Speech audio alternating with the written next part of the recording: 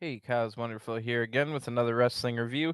This time it's AEW Rampage from August 5th, 2022, live from Grand Rapids, Michigan in the Van Andel Arena, where I once saw Shawn Michaels return from a long hiatus from injury. Jim Ross welcomes us to Rampage as we actually get to start with an entrance since this is a live episode of Rampage. Wild Thing starts playing, and we will start with the AEW Men's World Title Eliminator match. Jon Moxley, the interim AEW Men's World Champion, makes his way out through the crowd with Regal joining commentary. So win, lose, or draw, Moxley will have to defend his title this Wednesday on Dynamite against the Lionheart Chris Jericho, which should be an epic and might include a CM Punk appearance for the winner. CM Punk might be ready in time for All Out in his hometown of Chicago to fight for the title again. We'll have to wait for Dynamite to find that out. We're not too far from Chicago tonight here in Grand Rapids, Michigan. I once made a Sunday, Monday, Tuesday loop with WWE for No Mercy in Chicago, which had 3 title matches since Cena got injured the week of the event. Then Raw in Grand Rapids the next day on Monday, finishing with a SmackDown taping on Tuesday in my hometown of Detroit. So that was one of my favorite wrestling trips and the only time I've been to 3 wrestling shows in 3 consecutive days. Anyway, Jon Moxley's opponent tonight in this Eliminator match will be Mance Warner, who I've always heard of, but I've never seen wrestle a match before. So I have seen Mance Warner advertised for joining MLW Major League Wrestling soon.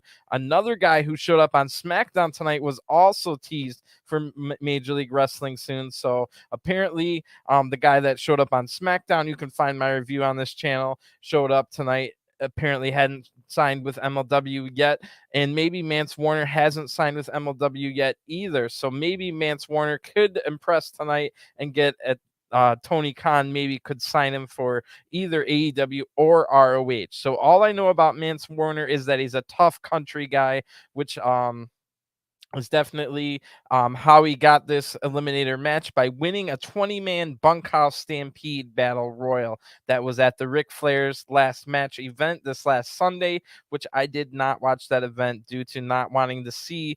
It seemed to me like Ric Flair wanted to die in the ring, and that was something I didn't want to be a part of. Anyway, Mance Warner gets in some words here in the tape segment. This ends up being pretty good, and Jon Moxley watches it in the ring as it happens. So Mance Warner says here, I ain't worried about the pay window, smiling, or having a good time. I'm worried about how many times I get knocked down that I'll believe in myself to stand up. AEW, old Mance is here to fight. I didn't say arm bars or dancing around. I said fight, a fight. I sat there and watched you talk about how you're going to go down what you're going to do down the road. I've watched you bleed, crawl through glass, and get trapped in barbed wire. That's my measure of a man. AEW, old Manser is going to become the man.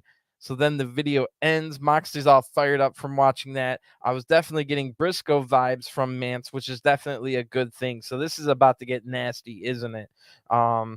I'm super excited now, and I'm happy that this will be the first time I see Mance Warner. No prior, nothing. Will be my first impression type deal, and I was excited about that. Mance, if he gets the win here, will get a future title shot against Jon Moxley, but it won't be before Jericho gets a title shot. So that's an interesting twist to this match. Mance Warner comes out to some great sounding Southern rock music from the 70s, like Freebird type stuff. Good stuff there. Moxley has seen enough already, though, and rushes right out of the ring to meet Mance Warner for a fight before the bell even rings. Mance turns the fight around quickly as we start the match officially. JR and Regal are in commentary for this big fight, who both of them love a big, tough fight brawl. This is going to be right up their alley. So Mance now Tony Schiavone's also here and says Jericho will not be on commentary tonight on Rampage as he's getting ready for his big title match. Moxley turns the fight around with a snap suplex that looked pretty nasty. Ready with some big moves. Moxley hitting that outside the ring. We also have Excalibur on commentary, who's already plugging Quake by the Lake this Wednesday on Dynamite. We've also got Battle of the Belts 3 tomorrow night as well. back in the ring now, or in the ring for the first time, I should say. Mance Warner takes control with some big punches, and this is definitely an evenly fought match so far, and they're both even in height and weight as well. So it'll be whoever has the will to keep fighting that wins this match. Moxley hits some big chops and a drop kick to the knee now. Moxley goes after the knee of Mance Warner, hitting a dragon screw leg whip, then applying a figure four. So Moxley wanting to make this more of a wrestling match instead of a fight. That's smart, but very interesting here. Moxley must have noticed that Mance Warner was great at brawling. So a punching exchange once Mance gets out of that turns back into a brawl now. Mance has a bad knee going forward in this match. The fight spills out of the ring once again, and Moxley hits his hand hard. Or Moxley hits his back hard for into the mat or the apron. So Moxley's now holding his back in extreme pain, and Mance Warner, we're told, had a broken leg last year. So Moxley was exploiting that, and Regal just basically says, yes, exactly. So they end up fighting on top of the steel steps somehow. They're fighting back and forth, and Mance is able to hit a big DDT, crushing Moxley's face into the steel steps as we go to a picture-in-picture ad break. So now Mance uses this time to recover his leg a little bit after that vicious attack Moxley had on his knee earlier. Also, Mance goes into the ring looking for a count-out victory at the same time, but Moxley is just barely able to get back in the ring in time. Mance almost got himself a title shot right there. Now Mance himself applies a figure four of his own, damaging Moxley's leg now. Moxley punches his way out as we come back from break, but Mance takes him right back down with a chop block to the behind the knee. Mance attacks the knee further here with stomps. Both men now have bad legs. Moxley kicks out at one with a lot of fight left in his heart, but Mance comes back and hits a nice looking spine buster for a 2 count right after that. Moxley's taking a lot of damage ahead of his title match against Jericho, and Jericho does have a broken face, however, so it's still going to be a tough match Wednesday. And this last Wednesday, Jericho also had to fight Wheeler Yuta, so it should be fairly even, although Moxley isn't done with this fight yet, and his knee is now damaged. Mance now has a chair, but Moxley punches it back into the face of Mance Warner, and Moxley's now holding his hand, maybe breaking one of the many small bones inside of a human hand. So Moxley, Jericho must be loving watching this with his title shot this Wednesday. Mance now rolls out of the ring, but Moxley fires up and hits a great diving flying elbow strike outside of the ring. Moxley now sets Mance up on the top rope, hitting a superplex, and we now notice that diving elbow strike busted Mance Warner wide open on his forehead. So Moxley hits a few more, a few hammer and anvil strikes, elbows here, but Mance fights back. Moxley bites the open wound on Max's forehead, then gets a 2 count. Moxley quickly applies a wrist lock, then gets wrist control, hitting big stomps to the face of Mance.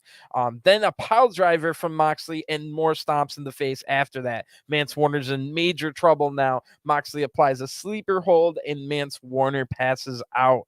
The referee stops the match. The winner of this match due to referee stoppage, Jon Moxley. So wow, what a fight. Mance Warner definitely deserves better than MLW. No offense to Major League Wrestling, but I think Mance should be signed to either AEW or ROH after that. That was a great fight. Again, Moxley throws down another great match, and his match against Jericho, the Lionheart, the last survivor of the Heart Dungeon, this Wednesday should be great. That's going to be a technical match along with a brawl. Jon Moxley showing he can do a little bit of technical stuff within this match with the figure four and working on the legs. So that should be a great match. This was a great match as well. I also loved the Mance Warner interview or the promo video before the match. So now we get some pretty interesting stuff right after that. So in the back after Dynamite this Wednesday, we have Lexi Nair, the interview woman, trying to get a word with Ricky Starks after Ricky's now holding his neck for the second week in a row. He took a big shot from his former partner, Powerhouse Hobbs. So before Ricky Starks can even say anything, the new 5-man version of the factory with the newest recruit, Cole Carter, surrounds Ricky Starks here. So QT Marshall then says, that's 2 weeks now that Powerhouse Hobbs absolutely nailed you. I don't know what I wrote there, but absolutely destroyed you. So now normally this type of protecting I'm about to offer would cost a lot, but hey, for you, it's on the house. So QT Marshall offering his protection here. Ricky Starks says, on the house, huh? where'd you get this fool from? So then we see Nick Camarado is dressed exactly like Tony D'Angelo, and that goes with Cole Carter, who was Troy Two Dimes Donovan in Tony D'Angelo's family on NXT 2.0. We've been so apparently the factory's turning into the family. That's a little ridiculous. Now Aaron Solo gets some mic time, and he says, "Oh, classic Starks, cracking jokes. It's all about yourself as usual. Just like when we were tag teaming all over the world before we got here to AEW. I know you better than anybody else, Ricky. So personally, I don't blame Hobbs for doing what he did to you, but as your old friend, just listen to me for once. Take the help." So Ricky says, "Take the help, huh? I don't need your help. QT, you can kiss my butt. Get out of my way." So Anthony Ogogo wants to destroy Ricky Starks right here and there. But just like when Fuego del Sol turned down the factory's offer on Dark a few months ago, QT Marshall holds the factory back from the beatdown here from someone else who was refusing his offer. So this is not out of character for QT holding him back here. QT still thinks that Ricky might join the factory, but I seriously doubt Ricky will ever join. He's one of the biggest baby faces in the company right now. And if they play their cards right, Ricky Starks is going to be a big star. Putting him in the factory would be the absolute worst idea I could think of, other than just keeping him off TV altogether. So, now add another 5 people that are after Ricky Starks now, along with Powerhouse Hobbs, as if Ricky Starks is never going to join the factory, he's now got 5 new enemies. This should definitely be interesting. Even if Ricky Starks gets Hook's help, they'll still have to find some more allies now that in this very faction and stable ridden AEW, seemingly everyone needs to find allies. Even Wardlow, who now has been found allies with the best friends, which might help out Wardlow down the line in case a large faction decides to take him out. So everyone else in AEW will basically have to do the same. There almost is no place in AEW for a loner at this particular time. You'll just get overran by the large factions that are in AEW, and that adds a lot of intrigue. I'm loving that kind of stuff. So now we've got Cole Carter, the newest member of the factory, making the factory even larger than Dark Order, who has been losing members.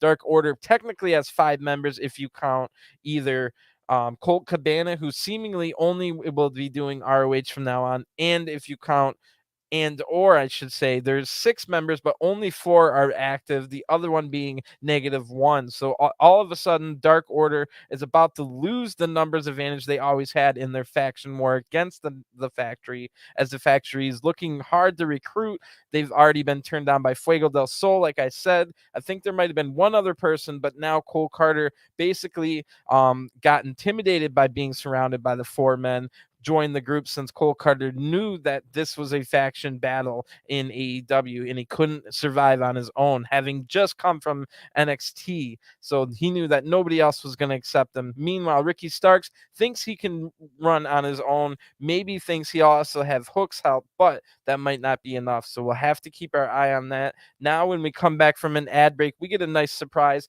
as we were expecting Konosuke Takeshita to be in the main event tomorrow at Battle of the Belts, fighting for the ROH World Title against Claudio Castanoli, and we will be getting that. But Konosuke Takeshita comes out tonight as well. So already in the ring, Hollywood hunk Ryan Nemeth, who has a bad-looking new haircut. Maybe it's just because his hair was extra wet. I don't know, but Ryan Nemeth looked terrible. Takeshita fires up right away, attacking as the bell rings. We're going to have a match here. Takeshita hits a big haluva kick, then mounted punches in the corner. The fans absolutely love Takeshita, who's come onto the scene in America in the last 4 months or so, just on fire to become one of the top 10 current best wrestlers in the world. So now we see Pretty Peter Avalon is also here supporting his fellow wingman, Ryan Nemeth. So Pretty Peter Avalon trips Takeshita from behind, slowing down this onslaught at the beginning. But Ryan Nemeth dances around like his brother Dolph Ziggler, losing the advantage. That's Ryan Nemeth's whole gimmick, is that he's Dolph Ziggler, but every time he does a Dolph Ziggler type thing, it costs him the match, which is kind of a funny joke. Anyway, this allows Takeshita now to get back up, hit a blue thunder bomb, and Takeshita hits a big running knee shot after that for the 1-2-3. The winner of this match by pinfall, Konosuke Takeshita, Right after the match, Pretty Peter Avalon attacks Takeshita from behind, but gets thrown out of the ring right away. Takeshita just goes on celebrating as if nothing ever happened and barely broke a sweat with this little bit of a warm-up match ahead of tomorrow's huge matchup in the main event of Battle of the Belts 3 on TNT. I'll be here to cover that live when it ends against Claudio Castanoli, the former Cesaro, who just finally won his first ever major world title a couple weeks ago at Death Before Dishonor. Now has a giant test ahead of him. Konosuke Takeshita, who's been on fire almost more than anybody in the world over the last 4 months. Meanwhile, Claudio Castanoli has basically only had about 4 matches in that 4-month span. So we might see a shocking new champion tomorrow with Takeshita, who's only on excursion from his DDT run, but you never know. He might walk away tomorrow with the ROH World title. The crowd absolutely loves him. They absolutely love Claudio Castanoli as well. It'll be interesting to see who the crowd supports tomorrow, or if they'll just cheer both men, or what will happen. We don't know what will happen. I hope they don't make Takeshita wrestle that match as a heel. You could definitely have Claudio do some more heel things, because the Blackpool Combat Club is kind of a tweener group where Regal wants them to cheat to win anyway. So we'll have to keep an eye on that. I'll be here for that tomorrow night. After that, we once again go to Dynamite on Wednesday. This time, Lexi Nair's catching up with Orange Cassidy in the doctor's or the trainer's room after Orange Cassidy lost to Jay White, getting his knee destroyed in the process. Wardlow had to come save Orange Cassidy to avoid further damage for Orange. So that's what I was talking about, with Wardlow now coming out to help Best Friends. Maybe the Best Friends would come out and help out Wardlow if he's getting beat down 5-1 by the Factory per se later on. Maybe the Best Friends will help him. That's how AEW is now going to be run, now that there's so many factions and big factions as well. So Orange is getting looked at by the trainers and doctors. Lexi Nair asks for an update, and the Best Friends were there as well. So Chuck Taylor says, well, they tried to break my friend's leg tonight. As a group, we're not doing great. Orange dropped out of the top 5 singles rankings, and we can't even get into the top 5 tag rankings. I feel like something needs to change. So Trent Beretta then says, Best Friends need to stick together. We're at our best when we stick together. You could even say we're at our best as a trio. You guys get it, right? Hands in. Trios titles on 3. So they put their hands in. Another hand appears. It's Danhausen with a doctor's glove on and a full doctor's outfit when the camera pans out and the segment ends. So Danhausen is not only a lawyer, but a doctor for the Best Friends. And apparently this will mean Orange Cassidy knee will be magically healed, literally with magic from Danhausen, in time for them to enter the Trios tournament, which might start this week on Dynamite. We don't quite know.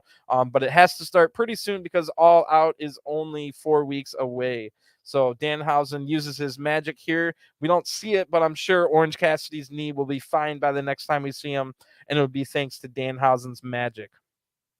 So I would like to quickly move on from magic healing knee injuries, but now I don't even want to move on to this, because in the arena now, freaking Madison Rayne of all people comes out to the ring. I cannot believe her of all people is in charge of the AEW women's division now as head coach of the women's division.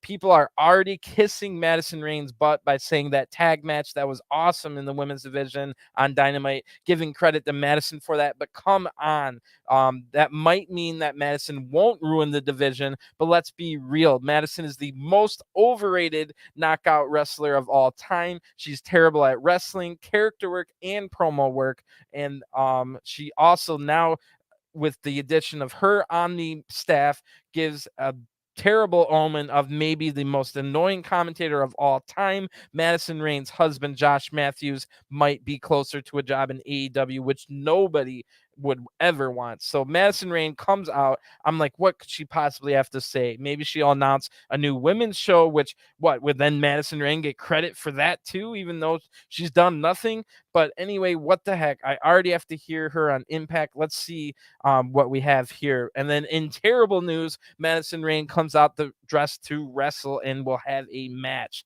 So she's had a little bit of a makeover since appearing on Impact in the last few weeks. Excalibur tells us that Madison has not only joined as head coach, but will join the roster. Why? Just why? One of the worst I mean, not the worst knockout, because there's been some terrible women in NW and in TNA and in Impact history, but there's nobody more overrated as a knockout than Madison Rayne. She can't wrestle, she can't talk, she did terrible promo work.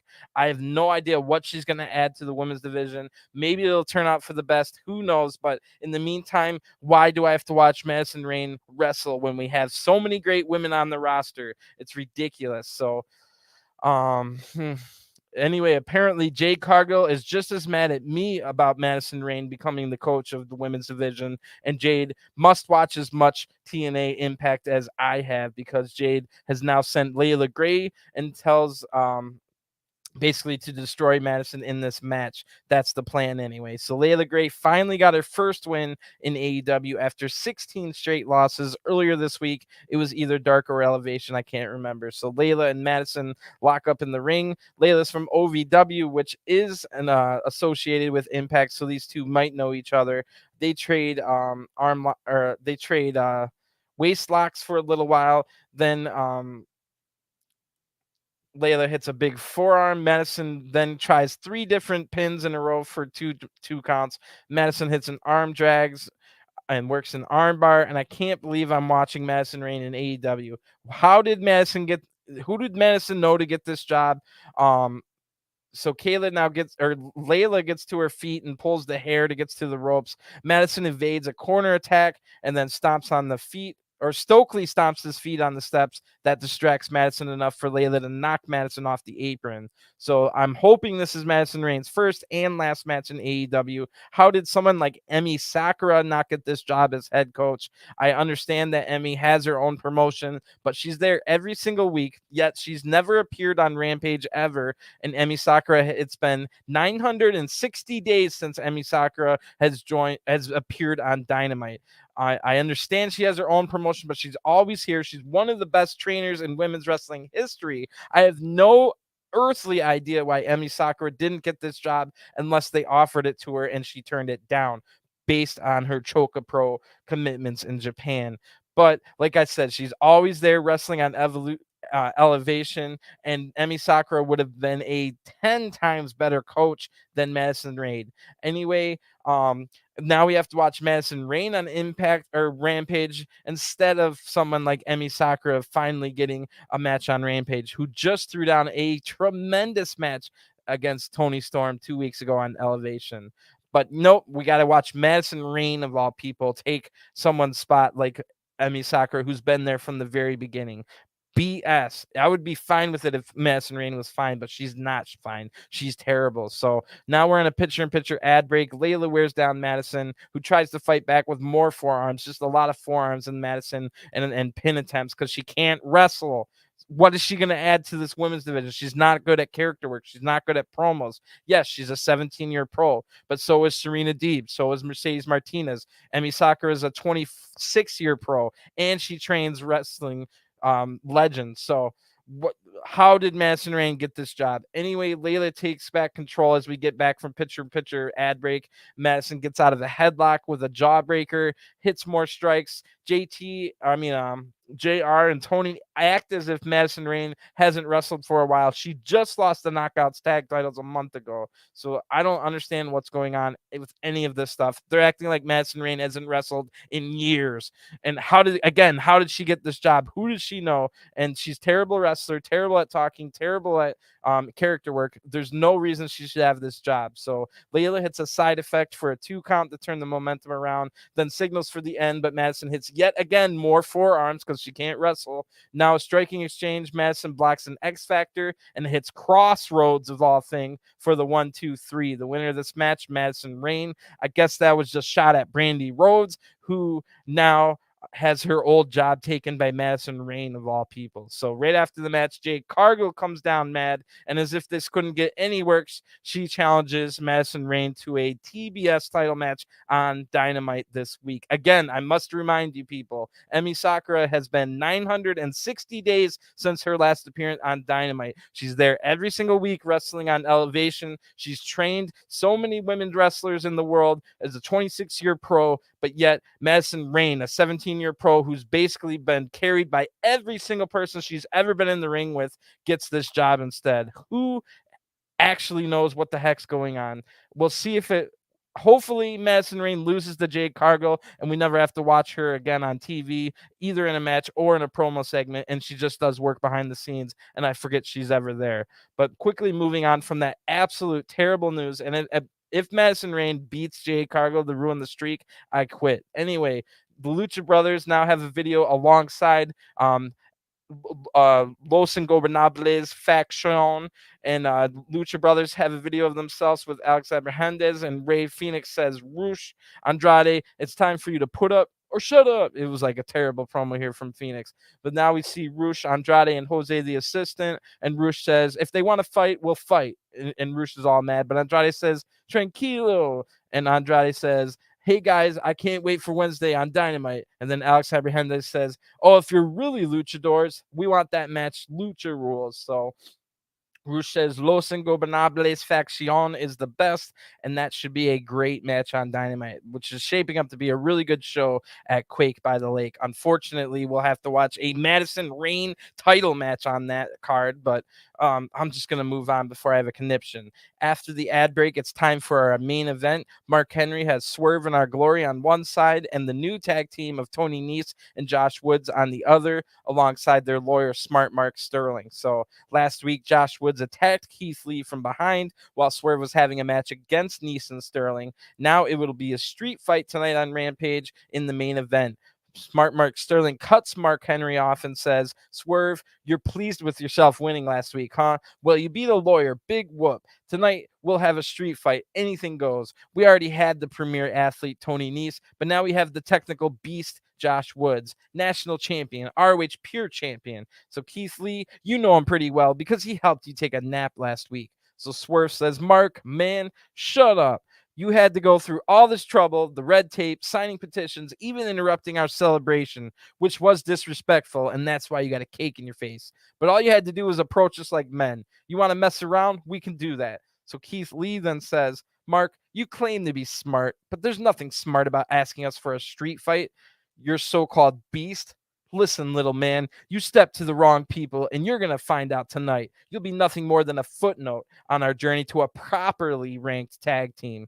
Big shot there. So Mark says it's time for the main event, but first Excalibur runs down the card for tomorrow night's Battle at the Belts 3. Of course, we know the main event is Claudio Castanoli defending the ROH World title against Konosuke Takeshita, and then because Jamie Hayter pinned the champion Thunder Rosa in a tag match on Dynamite, Thunder Rosa will be defending the AEW Women's World title against Jamie Hayter, which is sure to be a great match as well. 2 for 2 so far in great matches, and the other match announced is for the TNT title as Battle of the Belts 3 is on TNT. Wardlow will defend against Jay Lethal. Has its potential for a good match, but not looking forward to that as much.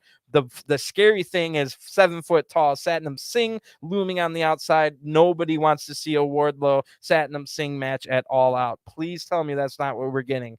Anyway, on Dynamite next week, Quake at the Lake, Darby Allin versus Brody King in a coffin match, and a big rivalry match, grudge match there. A tornado tag match with lucha rules applied. Andrade and Rush, El Faction, or Los Ingobernables Faction versus Lucha Brothers, Ray Phoenix and Penta Oscuro, and then Jade Cargill against Madison Rayne for the TBS title. And of course, headlined, main evented by Moxley against Jericho 2 for the interim world title. Now that should be a great show. We've got a big main event now at Battle of the Belts as well, and tonight here. So Justin Roberts tells us it's time for a Friday night street fight as Tony Nese now comes out. I think it's new music, but maybe we just never get to hear Tony Nese's music. He comes out with Josh Woods and Mark Sterling, and Mark Sterling will be able to interfere as much as he wants in this street fight, but one big shot will probably take him out. So this should be a good match. Let's get into it. All four can go. It should be a great match. Swerve's music now starts with him saying whose house, so the crowd can yell Swerve's house, and that goes well with the who am I at the start of Keith Lee's music. So they've got a good setup going on. The AEW Tag Team Champions Swerve and Our Glory now come out. This is a non-title match, non-eliminator match. This is a team that just formed last week, getting a chance here in a grudge match in a street fight. So they don't even make it inside the ring before a brawl starts and the bell rings to start the match. Let's see if they can live up to that epic Friday night tag street fight between with Anna Jay and Ty Conti against Bunny and Penelope Ford. Spoiler alert, it doesn't really live up to how great that match was, just so drama filled. So anyway, this is still a good one anyway. Steve, Swerve goes after Josh Woods while Keith Lee then takes out Tony Nese, and it's about 12 minutes left in Rampage, but later on we're told it can go past the hour mark if needed. So this is sure to be wild. Josh Woods slams Swerve into the barricade as Keith Lee slams Nese into the apron. Now Lee and Woods square up to each other, start a striking exchange. Lee only hits one double hand of overhand slap to win this exchange, however, so not much of an exchange. Meanwhile, Swerve hits a drop toe hold that sends Nese into a chair ringside. Now Josh Woods, it gets double teamed, but Nese out of nowhere throws protein powder, of all things, in Keith Lee's face. Tony Nese then, like a sick pervert, throws protein powder all over his own face as if he was in heaven or something. This allows Swerve to attack him from behind. I don't know what that was, but now Tony Nese has white powder all over his beard. Ridiculous. So Swerve throws a toolbox at Tony's head now, but Tony gets out of the way and it crashes into the steel steps instead. So that sends the box open and tools scattered everywhere. Swerve now lifts Woods up, but Josh Woods counters, sending Swerve into the steps as we go to a picture-in-picture ad break. Final break of the night. So Josh and Tony now take full control here and set up weapons in the ring. Mark Sterling is also getting a table from under the ring, setting it up outside the ring. So Tony gets white powder all over his beard, now attacks Swerve in the ring. Swerve gets double teamed as Josh Woods hits a suplex, making Swerve land hard onto a trash can lid. Swerve's now battling back and takes control over Nese as Woods had left the ring to go after Keith Lee. Woods hits Lee with a lid now and covers Swerve for a 2 count back in the ring after Tony Nese had taken down Swerve. They double team Swerve now, looking to slam him through that table that Mark set up outside the ring. They're on the apron now, but Swerve goes into desperation mode to fight off this double team.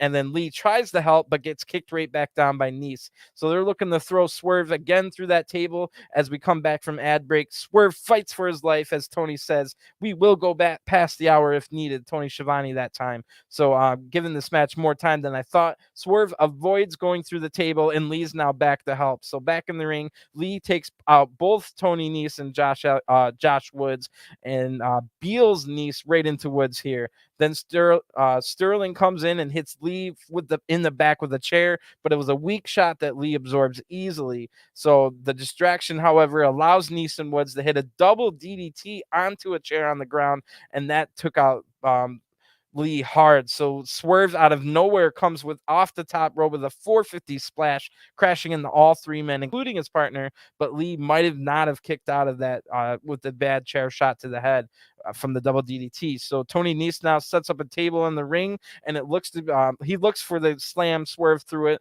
but Swerve hits a big knee strike to take back control. Sterling now hits Swerve from behind with a wrench that fell out of that toolbox, and Sterling sets Swerve on the table. But Nese and Woods both get taken out with nasty headbutts from Keith Lee. Sterling takes his jacket off and he's like, damn it, I'll do it myself then. He goes to try and splash through Swerve through the table, but Keith Lee stops this. Swerve rolls off and Mark gets sent crashing through the table. Big cheers from the crowd on that one, with the lawyer getting his comeuppance. But Woods comes in and surprises Lee from behind as both are now on the apron, as Woods is looking to German suplex Lee from the apron through that original table that was set up. Lee's able to block this about 4 times in a row, but then Tony Nese is back up, hitting a super kick on Lee that sends both Woods and Lee crashing through 2 tables.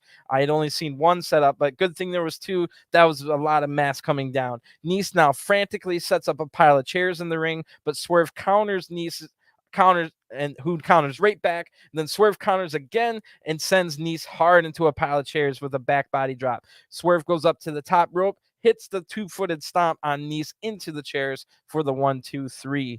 The winners of this match by pinfall, Swerve and Our Glory. Really good match here. I kind of would have preferred them to just have a regular match, because I know like Josh Woods, for example, is such good at technical wrestling. But this was a fine Really, actually, now that I think about it, this match was destroyed and this match was ruined by the brawl we got to start the night. The Mance Warner the Mance Warner John Moxley fight at the beginning of the match was much more of a street fight brawl than this one, and that didn't even have street fight or no DQ on it. So that one much outshined this match, which made this match worse. This match would have benefited by having, if John Moxley was going to fight Mance Warner like they did, this match would have definitely benefited by being just the regular rules, and then you could have had Moxley in the main event. But this is what it is. It wasn't a bad match either. It was nowhere near as good as TJ defeating Penelope Ford and the Bunny. That was a classic match, maybe one of the best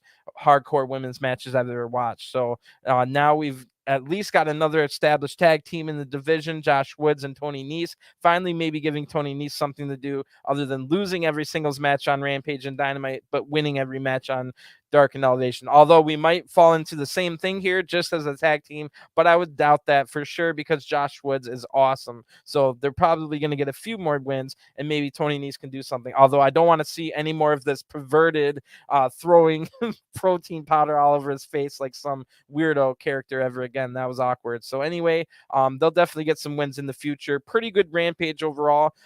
As usual, the live Rampages always hit harder than the taped ones. Madison Rayne stuff aside, it was a great show. I don't want to talk about her anymore. Hopefully the last time we ever see her on AEW television will be on Wednesday, and hopefully, by God, does she not break the streak of Jade, because that would be ridiculous. But I would have said adding Madison Rayne as the head coach of the women's division and on the roster would have been ridiculous already. So I'm just expecting the worst at this point. Who knows? So anyway, she also gave out shout outs to the person whose job she took, Brandy Rhodes, by hitting 2 crossroads that they called cross reigns. That was ridiculous as well. So tomorrow, Battle of the Belts should be even better than tonight. I will be here live as it ends with the review of that. Konosuke Takeshita versus Claudio Castanoli for the ROH World Title is going to be amazing.